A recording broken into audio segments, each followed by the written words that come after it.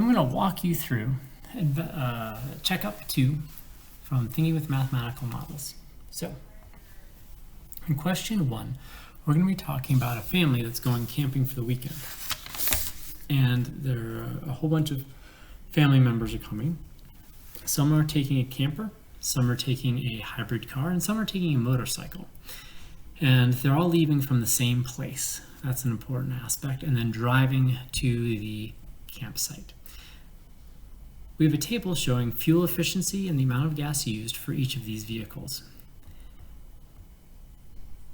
We know the camper gets 8 miles per the gallon, so it takes 25 gallons to get to the campsite. The hybrid car gets 40 miles to the gallon and uses 5 gallons of gas. And finally, a motorcycle gets 50 miles per the gallon and uses 4 gallons of gas. First question asks, how many miles is the campground from the family house? Well, the first thing I need to do is, as soon as I have a table, I really need to figure out what type of relationship we have. So the first step in checking out what type of relationship we're talking about is we need to find these differences to see if we have a linear relationship. Well, the difference between 25 and 5 is negative 20. The difference between 5 and 4 is negative 1. All right, so I don't see a pattern there, but I don't see a pattern up here either, so let's check this out. So the difference between 8 and 40 is 32. The difference between 40 and 50 is 10. And I know that negative 20 divided by 32 is not going to be equal to negative 1 over 10. So that rules out the possibility of having a linear relationship. So my next step is I'm going to see if this is an inverse variation. And for it to be an inverse variation, if I multiply the independent variable, the fuel efficiency here, by the dependent variable, the amount of gas used, I should get the same number every time. So here we go. So 8 times 25, well, if I have 8 quarters, that is $2, or 200 miles in this case. 40 times 5 is also 200. All right, this looks really good. 50 times 4 is 200.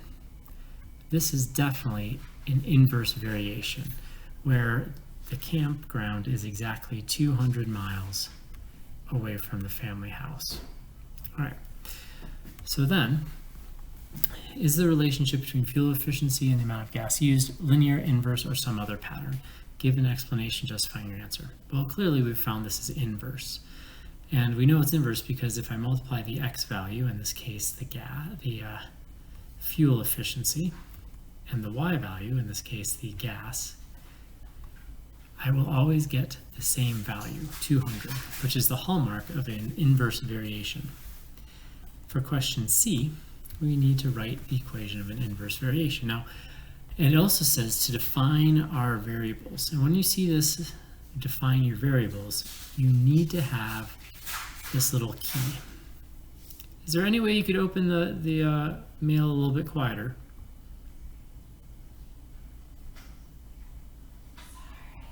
It's okay. The joys of working from home. I don't have barking dogs, I have mail opening. So, as I was saying, we have our defined variables here. I'm using F for fuel efficiency and G for the gas used. And an inverse variation, when you multiply X times Y, you will always get a constant, a K value. So the easiest way to think about it is F times G, I put a little times dot here, is equal to 200. You could also write it as fuel efficiency is equal to 200 divided by the gallons used, or the gallons used is equal to 200 divided by the fuel efficiency. Any of these 3 options will be a satisfactory answer. Now, Winona, she has a fancy, showy sports car that she wants everyone to see. So she drives the same distance, and her car gets 18 miles to the gallon, which sounds like a not too bad sports car fuel efficiency. They're not fuel efficient. So how many gallons will she use? Well, we do 200 divided by 18, because that's We're just using this equation right here. And we get 11.1 repeating gallons of gas. All right, moving on to the next page. If the price of gas is $2.05 per gallon, how much money is spent on gas for each of the 4 vehicles? Well, if I do 11.1 repeating, I would get actually 45 exactly. But if I rounded and used my rounded answer from before of 11.1 times 4.05, I would get $44.95, or actually 96 cents because I'd round up. The camper gets 25 miles. Sorry, uses 25 gallons. So I multiply that by the gas price, and that's $101.25. That quarter is very important, I'm sure.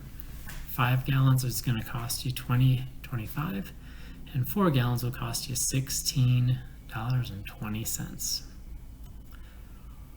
All right.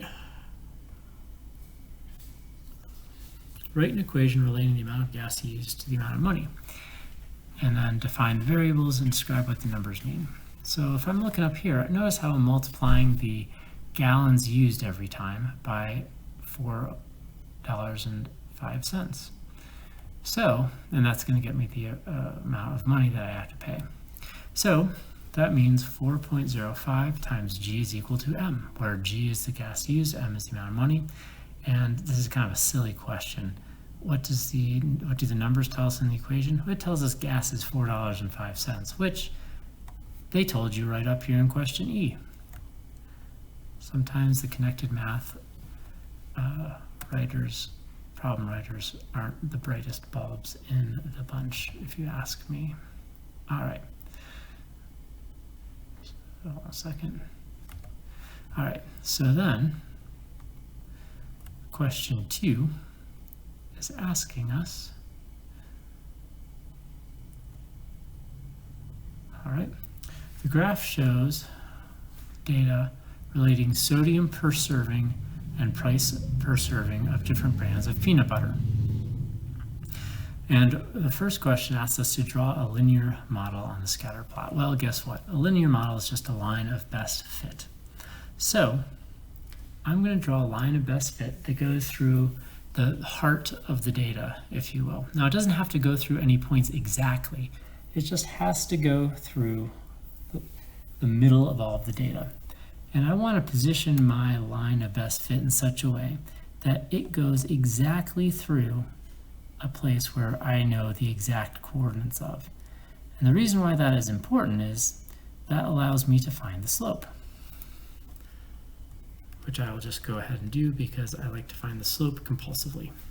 So I'm going from 250 to 200 milligrams of sodium. So that is a drop of 50.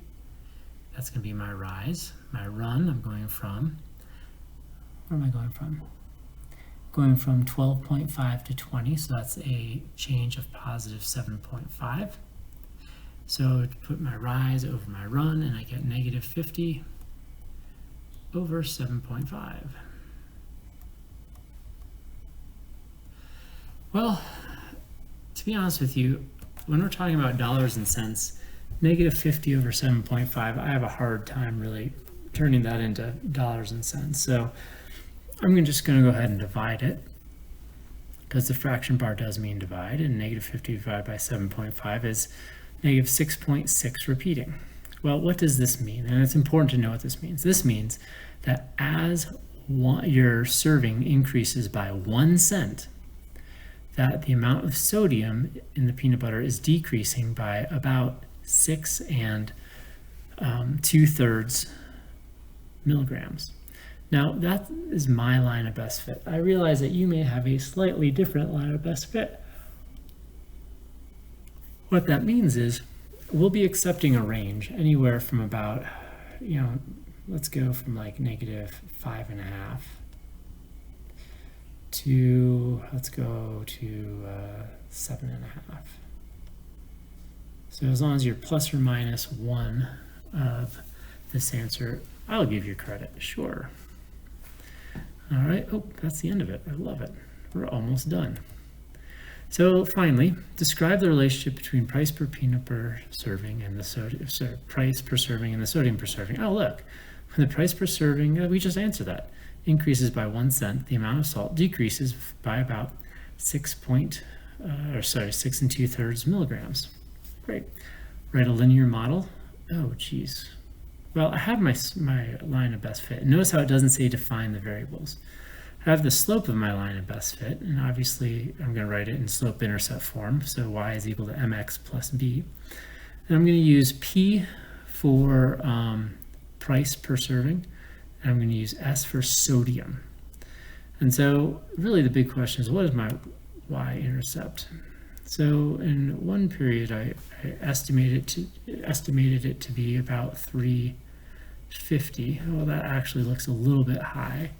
I would estimate my y-intercept to be about, well, if that's 325, how about 330, 335, somewhere around there. And I know it's an estimate, so as long as I'm really close, as long as I am between 325 and 350, I would certainly give you credit. So let's say 337, halfway in between the two. All right, estimate a correlation coefficient for this data. Is it closest to 1, 0.50, negative 0.5, or negative 1? Explain your choice. So going back to the graph, I know that I have a negative correlation here. In other words, the data is going down. And so that means that it's either going to be negative 0.5 or negative 1.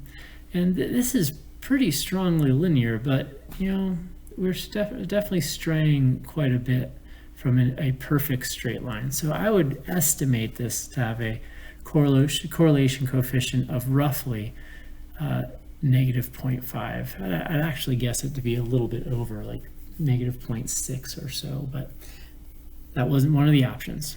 And the interesting thing is I have these outliers way down here. I personally love sodium. I don't know why you'd want to buy sodium-free peanut butter, but notice how sodium-free peanut butter is the most expensive peanut butter there is. Kind of amazing. I mean, I would estimate that to be about 27 cents per serving and no sodium. It's like you're getting cheated. Oh, no way, look at that. That's a question.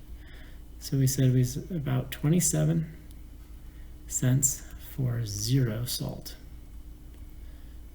You realize you're paying for nothing? Oh, some people. All right, so it is my job to grade, your job to make sure that you have all of the correct answers.